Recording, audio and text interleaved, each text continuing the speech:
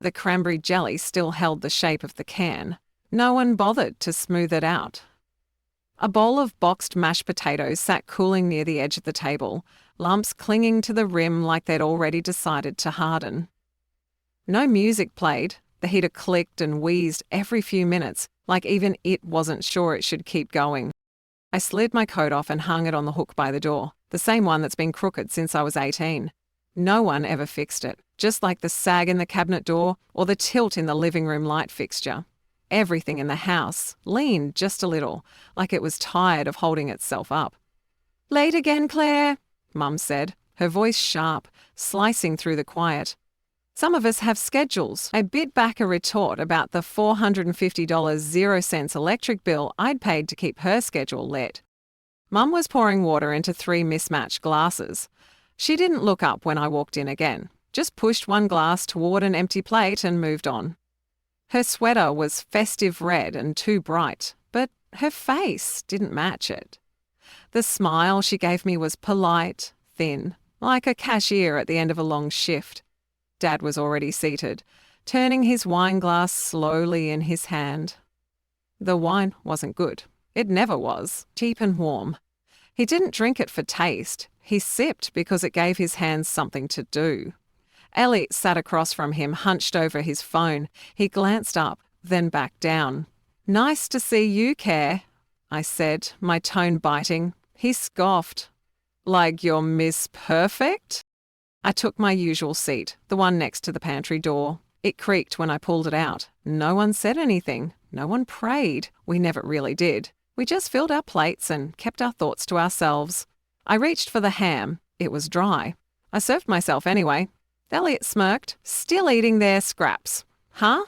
I glared. "At least I pay for them." Halfway through the first bite, Dad cleared his throat. Then he said it. "You're a burden, Claire. It's time you moved out." He didn't raise his voice. He didn't even look directly at me, just said it like he was reading off a grocery list, like it had been on his tongue for a while now, and tonight the wine gave it permission. I didn't move, neither did the others. Elliot froze with his fork in the air. Mum let out a small breath, almost a laugh, but not quite. Then she said, "Oh, Henry," but the words didn't go anywhere, just dissolved. "You agree with him, don't you?" I snapped at Mum. "You've been hinting at this for months." She looked away, her silence louder than words. The heater clicked again. My potatoes were already cold. I looked down at them and wondered, not for the first time, how long I'd been setting the table for people who didn't plan to feed me back. I didn't respond, not right away. I just picked up the knife and spread a little butter across the dinner roll in front of me. It crumbled anyway, the kind that always tasted like freezer burn no matter how long you warmed it. Mum adjusted her napkin. Elliot looked like he wanted to say something, but couldn't find the edge of it. "What, Elliot?" "Spit it out," I challenged. He leaned back, smirking. "You're not the saint you think you are, Claire. Stop acting like we owe you." I didn't give them time. "I'm not here because I can't afford rent," I said. "I've been covering the utilities, the grocery bills, that bottle you're drinking." Dad's eyes stayed on his plate. The glass circled again in his hand. He said, "Doesn't matter. It's still my house." That part was true. His name was on the deed, but the roof had been held up by other things for a long time, things like emergency paychecks, bounced loan payments. I quietly covered Alice's credit card I paid off in October. She didn't say thank you, just said, "You're a good daughter." Like that made it mutual. "Good daughter?" I said, voice shaking. "I cleared $3,200.00 of your debt, Mum. You didn't even blink." She stared at her plate, lips tight.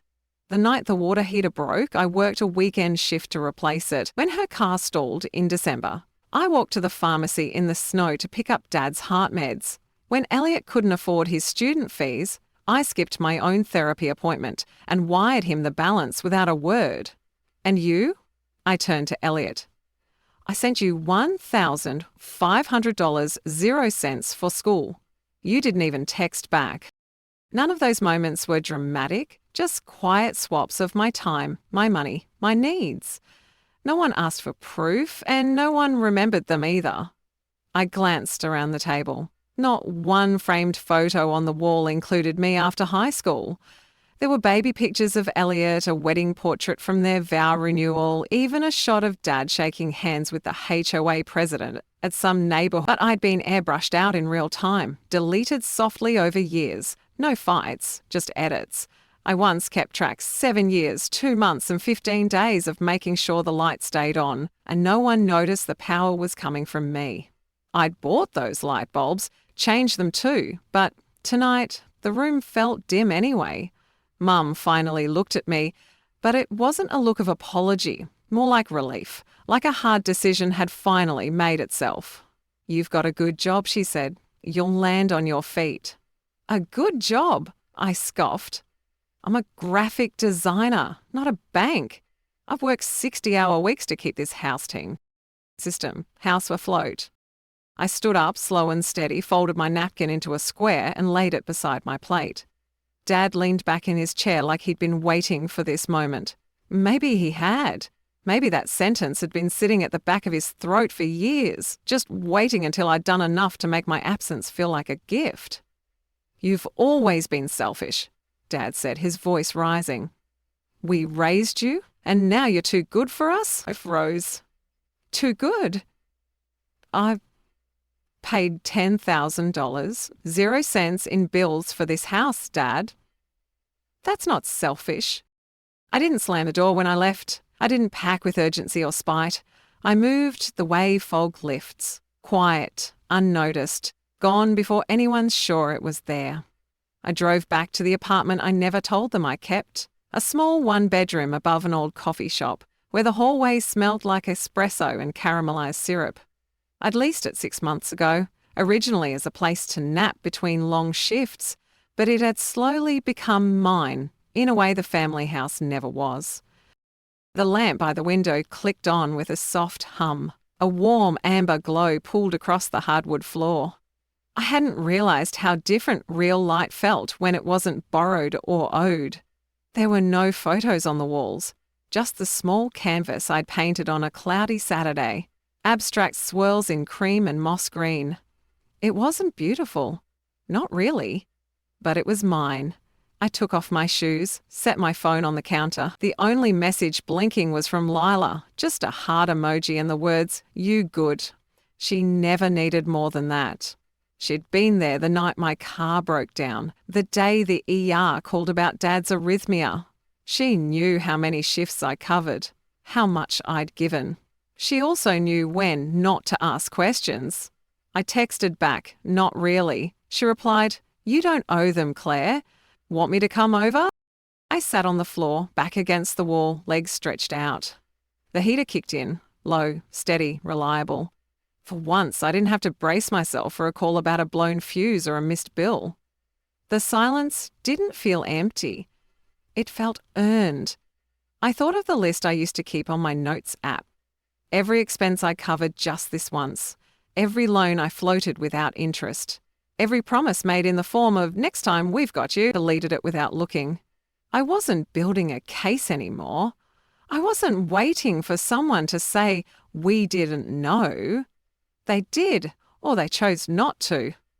I pictured Elliot's face when the Wi-Fi died, Mum's panic when the fridge stopped. A small bitter part of me hoped they'd feel the weight of my absence.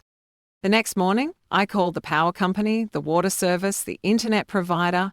One by one, I removed my name from the accounts, gave them the new number to contact Dad's. None of them argued, they just updated the records. It wasn't revenge, it was clarity. I didn't send a text to let them know. They'd notice when the screen went dark, when the heater stopped, when the tap ran dry, and maybe, just for a second, they'd pause long enough to wonder who'd been holding the line all this time. But probably not. That was never why I did it. I imagined Dad's voice, tight with frustration. "You can't just abandon us, Claire." But I already had. By the third morning, I'd started opening the curtains before the sun fully rose. I liked the way the light came in, slow and gold, slipping through the lace and soft threads. The apartment didn't face much, just a brick wall with a stubborn vine crawling up its side, but it was mine. I began making coffee again. Real coffee, not the instant kind I used to gulp between errands. The smell curled into corners of the room and stayed there like it belonged. I even bought creamer in a glass bottle, the kind that clinks gently against the fridge door when you reach for it. The stillness wasn't lonely. It breathed. My phone buzzed. A text from Mum. "Claire, this isn't you. We need you." I stared at it, my chest tight. Need. Always need. Sometimes I'd wake up and forget to check my phone. There were no missed calls, no long voicemails from Mum starting with "Don't panic," no overdraft alerts from the bank, no half-sincere "just checking in" texts that really meant we need something again. I found small things to fix, a sticky drawer, a squeaky hinge, the kind of work that held no emotional weight, no hidden demand. It was strange how healing crept in, not like fireworks, but like warm water running clear after weeks of rust. Leela came by on a Tuesday evening. She brought soup in a mason jar and a used book with a cracked spine. "Still breathing?" she asked, standing in the doorway. I nodded. She didn't pry, just kicked off her boots and settled in like she'd always had a spot there. "They're spreading rumours," she said, stirring her soup. "Elliot told everyone you bailed for no reason." I clenched my jaw. No reason? I paid $8,000 0 cents to keep their lights on. We didn't talk much after that. We didn't need to. She lit a candle without asking. The scent was something soft, lavender and cedar. It mixed with the coffee and the soup and the quiet. Later, after she left, I stood by the window for a long time. The brick wall outside was lit by a single street lamp, and for once, I didn't feel like I was waiting for something to change. The apartment didn't shine, but it glowed in a way the house never had. Not from decoration or noise, but from the simple fact that nothing here was borrowed, begged, or balanced on guilt. Just mine, finally. It started with the mail. A letter arrived at my office address, forwarded from my old one, handwritten. The envelope cheap, soft around the edges. No return name, but I knew the handwriting. Mum never called things what they were. She asked if I still had access to the utility accounts, said they were having some temporary delays in paying, blamed the new online system. I didn't answer. A week later, Elliot texted. 3 words. "Wi-Fi's been off. No hello. No question, just a statement, like I was still on call." I left it on read. Then Mum's voicemail. "Claire, you're breaking us apart. Please." Her voice cracked, but it felt like a performance. Then came Lila's message. "Your dad was at the hardware store. Looked rough." I didn't ask how she knew it was him. She just did. The town wasn't big, and Henry's face was hard to mistake. Always red from the sun or frustration, probably both. Lila said he was arguing over a shut-off notice, tried to pay cash for something that needed an account, walked out empty-handed. "He said you're heartless," Lila added. "I didn't argue, but I wanted to. I imagined the house at dusk. No porch light, no hallway glow. Mum lighting candles, not for ambience, but because the breaker was tripped again and no one could figure it out. No hot water, no charger for Elliot's phone, no fridge humming in the background, just silence and spoiled milk. One night, I passed by the street. Just once. The living room was dark, but I saw flickers like someone trying to charge a phone off a car battery. I didn't stop, just kept driving until the house was gone in the rear view, smaller than I remembered, sagging a little more. The voicemail came the next morning. Dad's voice. Tight, low, not angry, but not steady either. "We need to talk. Things got out of hand. Maybe we overreacted. Maybe you did too." He never said the words, never would, but he didn't need to. I knew what it cost to keep things from falling apart, and now so did they.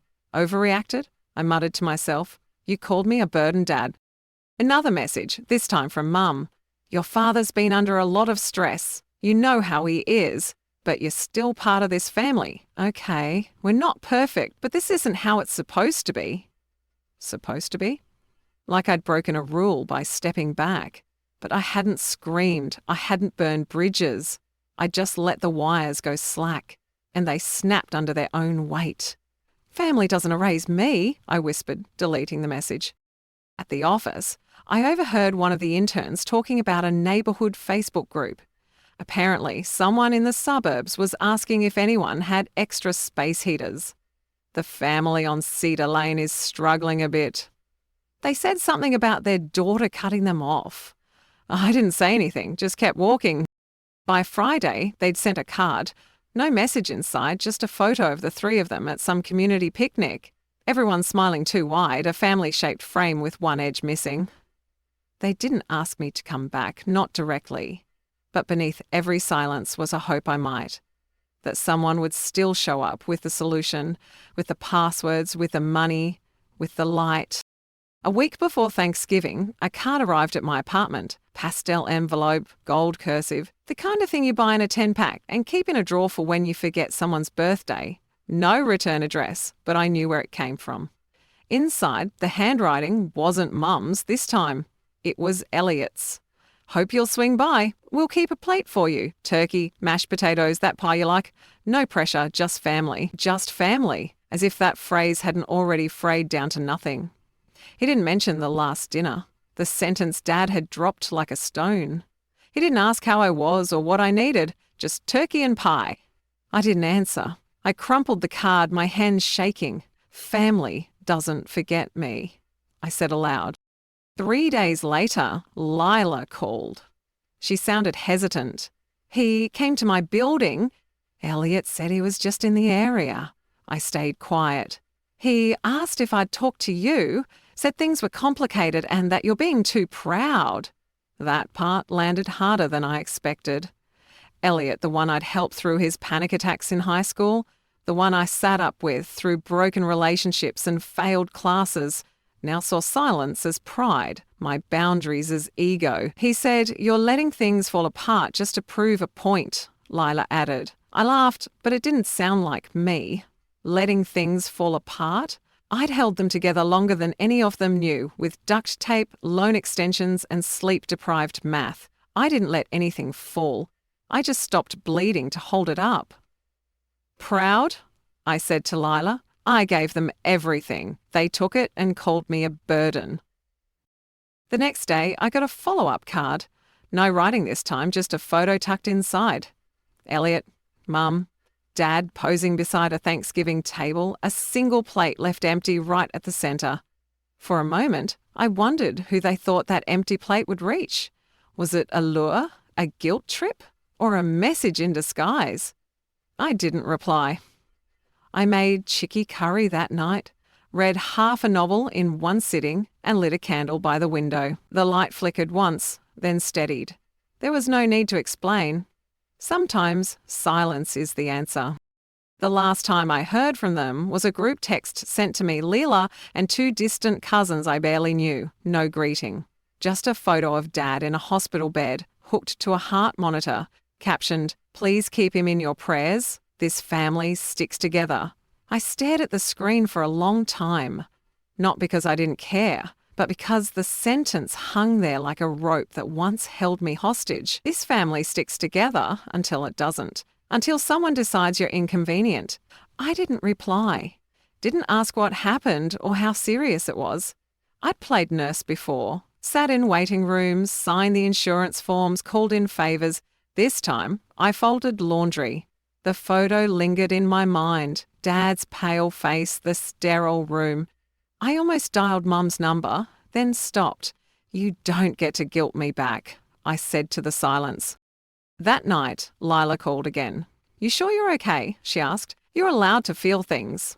"I do," I said. "I just don't owe them anymore."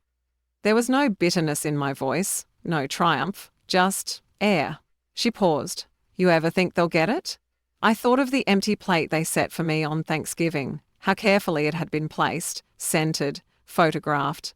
Maybe they believed that was enough, but I remembered the years I sat at that table and wasn't really there. The way they let me fade until silence was the only version of me they recognized. "They'll get it when they're in the dark," I told Lila. when they realize I was the light. I said quietly, I was part of this family. They just lived easier when I disappeared, and that was the end of it. Not a door slammed, not a letter returned. Just that sentence hanging in the air like a thread of light, too soft to grab, too strong to pull apart. 4 months passed, then 5. Autumn drifted in. The coffee shop downstairs opened its patio and the scent of espresso and caramelized syrup returned to the hallway. I grew basil on the windowsill. It wilted twice, then caught on. One afternoon I walked to the post office and mailed a small padded envelope. No return address, no note. Inside, the spare house key, the last one I still had. I slipped it between 2 pages of an old utilities ledger, one with my name scrawled at the bottom in blue ink, circled 3 times like it meant something. I imagined Mum opening it, her hands trembling, realizing I was truly gone. A few days later, I passed by their street again, not on purpose, just out of habit. The porch light was flickering. A new bulb, maybe? Wrong wattage, too harsh. The kind that buzzes faintly and burns out quick. No one was outside, but taped to the door, just above the knob, was something small. My name printed in block letters on a label I used to keep in the kitchen drawer for mailing packages. I didn't stop to read the rest. I didn't knock, I didn't take it down. I just turned away and walked back through the late autumn chill, back toward the quiet hum of my apartment, the steady lamp in the corner, the basil leaves catching golden light on the sill.